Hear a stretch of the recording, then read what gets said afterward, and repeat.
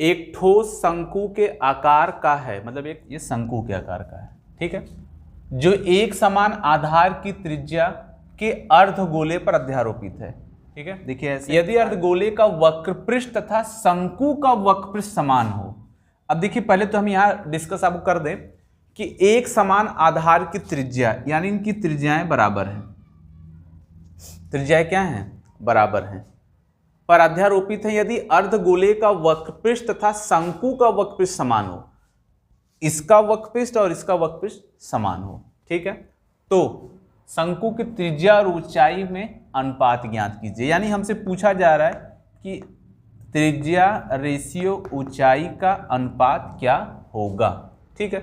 तो भाई समान त्रिज्या है तो हमने मान लिया कि माना त्रिज्या r है, माना त्रिज्या क्या है, r है, यहां तक तो ठीक है।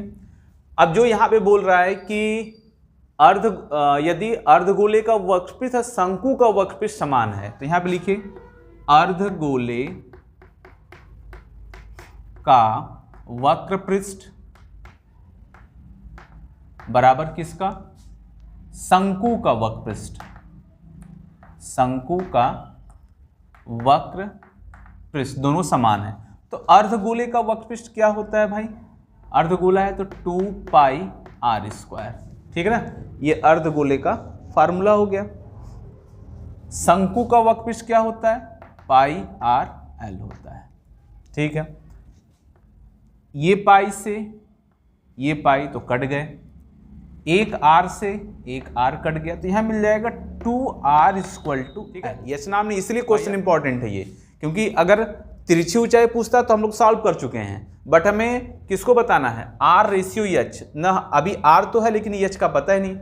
तो अब हम लोग एक फार्मूला जानते हैं कि l square equal to h square और r स्क्वायर, अगर इसके सहारे चलें तो l का वैल्यू कितना है, 2r का स्क्वायर कर दिया, ठीक है। यस तो हमें निकालना ही है, r अपनी जगह पे है, तो 2 दूना 4 यानी 4r स्क्वायर, ये प्लस है तो माइनस r स्क्वायर और सामने हो गया h, तो h इक्वल टू हो गया 3r स्क्वायर,